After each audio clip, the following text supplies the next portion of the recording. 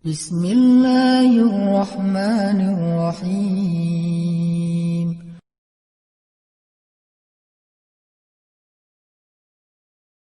Antara kisah Al-Quran yang cukup panjang dan jelas, di mana benarnya kalimat fa inna ma'al usri yusra itu adalah kisah Yusuf alaihissalam. Teman-teman kalau misalnya penasaran, nanti di rumah coba deh ulang-ulang surat Yusuf. Memang suratnya agak panjang, makanya baca mungkin beberapa minggu, satu hari dapat satu halaman, dihayati dengan terjemah pastinya. Nanti teman-teman akan mengerti, ternyata benar ya, dalam kisah Yusuf kaidah fa inna ma'al usri yusra, inna ma'al usri yusra itu berlaku banget dalam kisah Yusuf. Dan kalau kita membaca kisah Yusuf sampai tuntas, kesimpulannya kita akan mengatakan untung juga dulu Yusuf dilemparkan ke dalam sumur. Kalau dia nggak dilemparkan ke dalam sumur oleh kakak-kakaknya, mungkin selamanya dia hanya menjadi orang biasa di kampungnya. Tapi dengan asbab dia dimusuhi oleh kakak-kakaknya yang dengki, lalu dilemparkan ke dalam sumur yang dangkal. Cuman untuk anak kecil susah naik ke atas, ditemukan oleh musafir, dijadikan budak, diperjualbelikan, masuk ke istana, terus ada fitnah cewek di istana, masuk lagi ke dalam penjara. Oh, untung dulu dia difitnah oleh cewek itu, sehingga dia masuk ke dalam penjara. Kenapa? Justru di dalam penjara dia menunjukkan sebuah keahlian yang kemudian nanti buat dia naik, buat dia melejit manggung, eksis. Apa keahliannya? Mentafsirkan mimpi. Di dalam penjara ada sesama napi itu yang namanya juga sesama napi curhat gitu. Gua semalam mimpi aneh banget mimpinya. Disebutin mimpinya. Nabi Yusuf mentafsirkan mimpi itu, dan ternyata mimpi tersebut jadi kenyataan.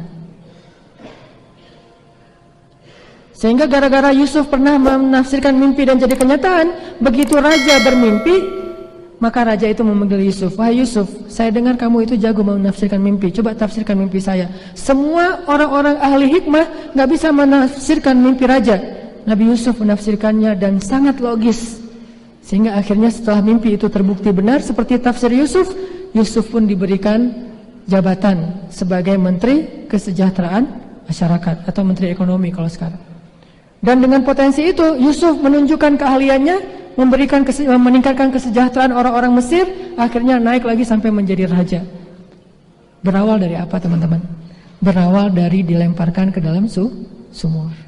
Berlanjut dengan difitnah sehingga masuk penjara. Fa inna ma'al usri yusra, inna ma'al usri yusra. 2 kali. Setiap ada kesulitan, maka kesulitan itu membawa kita kepada kemudahan. Kesulitan, kemudahan, kesulitan, kemudahan. Dan itu pasangan, gak bisa dipisahkan. Sebagaimana pasangan antara malam dan siang. Kayak misalnya Nabi bilang gini, ini ada hubungannya dengan fa inna ma'al usri yusra. Malam itu ada beberapa potongan. Ketika potongan malam itu sudah semakin larut, sudah semakin pekat, sudah semakin hening, sudah semakin sunyi, maka berarti malam itu mendekati waktu fajar. Makin sunyi berarti sudah mendekati waktu ayam berkokok, sudah mendekati waktu matahari terbit. Kalau masih ramai berarti baru maghrib. Maghrib kan ramai nih, riuh, orang baru pulang kerja segala macam. Isya orang keluar untuk ngopi bareng teman-teman, bareng keluarga, makan, cari jagung bakar. Isya jam 10 mulai pulang dari jalan-jalan keluarga. Jam 11 mulai masuk kamar tidur. Jam 12 mulai hening, kecuali yang biasa begadang atau yang ngerjain tugas-tugas yang belum selesai, tugas akhir segala macam. Jam 1 yang nungguin bola. Jam 2, jam 3 bola selesai, udah ngantuk banget. Makin ngantuk berarti mendekati waktu fajar. Makin lelah, makin lemah berarti mendekati waktu fajar. Jam 3:30 atau jam 3 itu waktu yang hampir tidak ada lagi yang masih terbangun, terjaga. Semuanya udah pada tidur. Itulah waktu yang paling baik, dan waktu itulah mendekati fajar. Apa filosofinya? Semakin sulit kehidupan seseorang, semakin dekat dengan pertolongan Allah. Semakin sulit keadaan seseorang, semakin baik waktu yang paling baik buat dia berdoa kepada Allah Subhanahu wa taala. Semakin sulit kehidupan seseorang, semakin dekat dengan sebuah jalan keluar.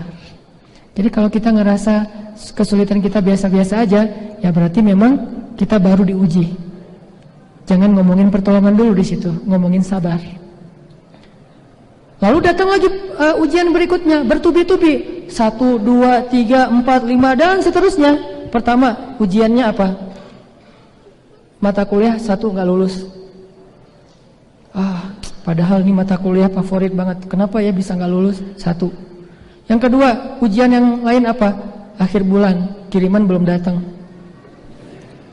Yang ketiga, ujian apa lagi? Ada masalah sama teman, ada salah paham, akhirnya kita ditinggalkan atau jadi putus hubungan, live group segala macam lah. Yang keempat, nah ini yang paling susah nih, diputusin. Lengkap kan? Sempurna sudah ujiannya. Berarti ketika diputusin sudah mau dekat dengan nyambung lagi yang lain yang lebih baik. Nyambungnya gimana? Mungkin nyambungnya bukan kita jadian yuk, enggak, kita halalan yuk. Maksudnya halal bihalal lebaran gitu. Jadi makin susah, makin sulit, makin banyak ujian yang bertubi-tubi, itu artinya memang semakin dekat dengan yusr, kemudahan. Dan kayak gitulah filosofi malam, semakin pekat, semakin sunyi, semakin lelah, semakin mendekati dengan terbitnya fajar. Makanya di dalam Al-Baqarah Allah juga bilang, Am hasibtum an tadkhulul jannata walamma ya'tikum mathalul ladina khalaw min qablikum massathumul ba'sa'u wad-dharra'u wa zulzilu. Bukan cuma 1 ujian, 3 sekaligus.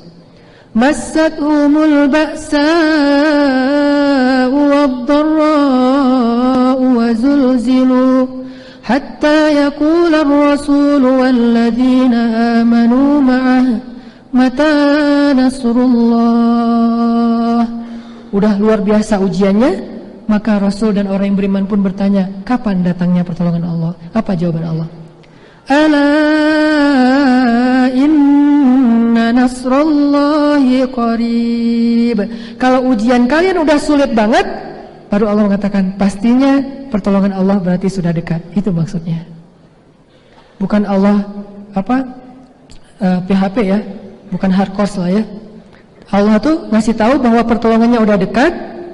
Itu karena Allah tahu bahwa kesulitan kalau sudah semakin berat, memang itulah sunnatullah, pertolongannya sudah dekat. Jadi ini teman-teman yang kita coba belajar yakin. Oh, kenapa ya tahun ini saya ujiannya banyak banget. 1, 2, 3, 4 sampai mungkin kalau kita hitung puluhan. Oh, berarti tahun depan sebentar lagi Allah akan mendatangkan kejutan yang luar biasa dalam kehidupan kita. Syaratnya cuma 1. Wa basyiris sabirin. Sabar, baru dapat berita gembira, surprise. Kalau nggak sabar, udah rugi dengan musibah, rugi juga nggak dapat apa-apa setelahnya. Kita nggak punya pilihan sebetulnya dalam sunnatullah, karena Allah yang menjadikan kehidupan kita seperti itu. Sebagaimana kita nggak bisa memilih antara siang dan malam. Pengen siang aja, susah. Masa kita mau kejar-kejaran matahari lewat naik pesawat, menghindari matahari kan susah juga ya. Nggak bisa kita menghindari malam. Bentar lagi udah mau maghrib, matahari jangan terbenam dulu dong, gua belum selesai nih urusan sama yang ini dan segala macam. Nggak bisa. Itu sunnatullah. Begitu juga dengan ujian dan pertolongan. Itu sama dengan siklus. Tetapi makin sulit ujian, makin dekat dengan pertolongan.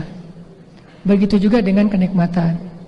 Kenikmatan semakin benderang, semakin nyaman, semakin dekat dengan masa diuji oleh Allah Subhanahu wa taala. Jadi teman-teman yang dirahmati Allah, bisa enggak kita belajar meyakini hal ini? Fa inna ma'al usri yusra. Sehingga ketika dikasih ujian oleh Allah, kita hitung 1. Dikasih lagi ujian 2. Dikasih lagi ujian 3. Wah, 3 berarti semakin dekat ke pertolongan. 4 makin dekat lagi. 5 makin dekat. 10, wah ini udah dekat banget nih. Jadi selalu optimis gitu. Bukan baru dikasih 1, apa lagi nih maunya Allah. Enggak. Kita hijrah ya. Kan hijrah itu diuji dulu sama Allah. Dan Allah memperlakukan itu bukan kita doang ya teman-teman, biar kita nggak salah paham tentang Allah. Seolah-olah Allah itu curangnya cuma sama kita doang. Teman saya nggak gitu, saya doang yang diperlakuin kayak gini. Enggak, ada orang yang lebih soleh dari kita diperlakukan hal yang sama. Baru hijrah, Allah uji. Siapa dia? Bilal bin Rabah. Bilal tuh sebetulnya hidupnya dulu tuh ya anteng-anteng aja, nggak ada masalah. Walaupun dia budak, tapi kan nggak pernah disiksa, nggak pernah dipenjara, nggak pernah diikat, nggak pernah ditindih dengan batu, nggak pernah diapa-apain. Cuman statusnya budak. Hidupnya nyaman, walaupun tidak berlebihan harta. Begitu masuk Islam, ketahuan pula. Ini Allah yang mentakdirkan ketahuan nih sebagai ujian buat dia. Dia lagi sholat, ketahuan sama Umayyah bin Khalaf, ditangkap, diikat, disiksa, dicambuk dengan cambuk yang ujungnya tuh kayak kail gitu. Sampai nyobek kulit dan daging, kelihatan tulang punggungnya. Wah, dicambuk berhari-hari, berminggu-minggu. Berarti ada yang lebih soleh dari kita pun Allah menggunakan sunnah yang sama untuk melihat keimanannya itu benar atau hanya basa-basi. Siapa kita untuk merasa Allah harusnya langsung ngasih kita apresiasi? Toh masa lalu kita itu harusnya menjadi tebusan masa sekarang untuk masa lalu kita. Oh, kalau dulu saya banyak dosa, berarti sekarang saya harus siap-siap dengan ujian lebih banyak. Walaupun kenyataannya Allah tidak pernah memberikan kepada kita ujian melebihi dari hak kita. Ujian yang kita udah dapetin itu teman-teman udah didiskon sama Allah. Itu yang kita belajar husnuzon. Gimana pun beratnya ujian kita, itu hasil diskon Allah tuh. Kalau nggak didiskon sama Allah, harusnya kita dapat ujian lebih berat dari itu. Kenapa? Karena kita layak mendapatkan musibah sebesar itu akan dosa-dosa kita di masa lalu. Kenapa cuma segitu? Karena Allah diskon. Dosanya 10, ujiannya 1. Kan kita buat dosa itu setiap hari dulu ya. Minimal apa? Ninggalin sholat. Setiap hari ninggalin sholat. Berapa lama? Bertahun-tahun. Berarti harusnya setiap hari diuji bertahun-tahun. Tapi enggak. Cuma dikasih ujian sedikit. Berarti ujian yang kita dapetin sekarang teman-teman, itu hasil diskon Allah untuk menggugurkan dosa-dosa kita di masa yang lalu. Sekaligus untuk mengangkat derajat kita jika kita bersabar. Sehingga ketika diuji sama Allah, enggak langsung suuzon. Perasaan dulu sebelum hijrah enggak gini-gini amat. Kenapa setelah hijrah malah jadi banyak masalah, jadi bertubi-tubi, jadi hidupnya enggak nyaman lagi? Enggak. Kita dulu tidak paham.